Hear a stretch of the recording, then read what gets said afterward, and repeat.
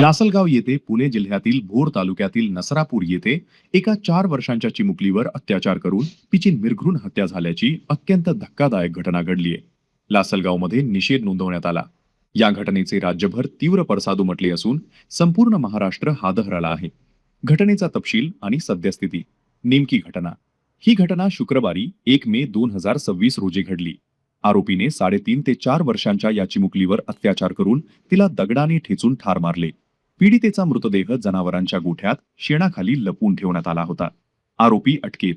पोलिसांनी आरोपीला अटक केली असून त्याने आपला गुन्हा कबूल केला आहे. आरोपीला 7 मे 2026 पर्यंत पोलीस कोठडी सुनावण्यात आली आहे. तपासासाठी SIT.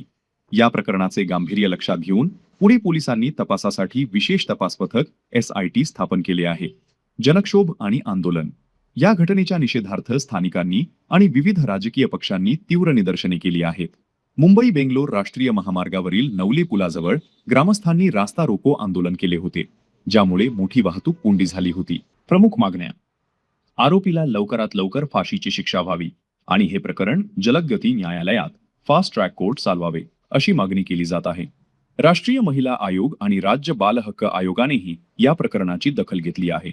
उपस्थित ब्राह्मण सेवा मंडळ पदाधिकारी स्मिता कुलकर्णी, रजनी कुलकर्णी, अक्षदा जोशी, मंजू देवळे, लता अग्निहोत्री, तृप्ती केंगे, सरला दीक्षित संध्या बुवा, मोक्षदा भंडारी, विजय जोशी, गणेश जोशी, मयूर भंडारी, श्रीपाद खोत, ॲडव्होकेट प्रथमेश कुलकर्णी, शेखर कुलकर्णी, संदीप दीक्षित, आतिश कुलकर्णी, राजेंद्र कुलकर्णी, चिराग जोशी, ईश्वर केंगे, अशोक अग्निहोत्री, भानुदास जोशी, मिलिंद भंडारी, संदीप उगले, प्रमोद पाटील, राजाभाऊ कराड, लासलगावचे सहाय्यक निरीक्षक दीपक पाटील यांना निवेदन देण्यात आले.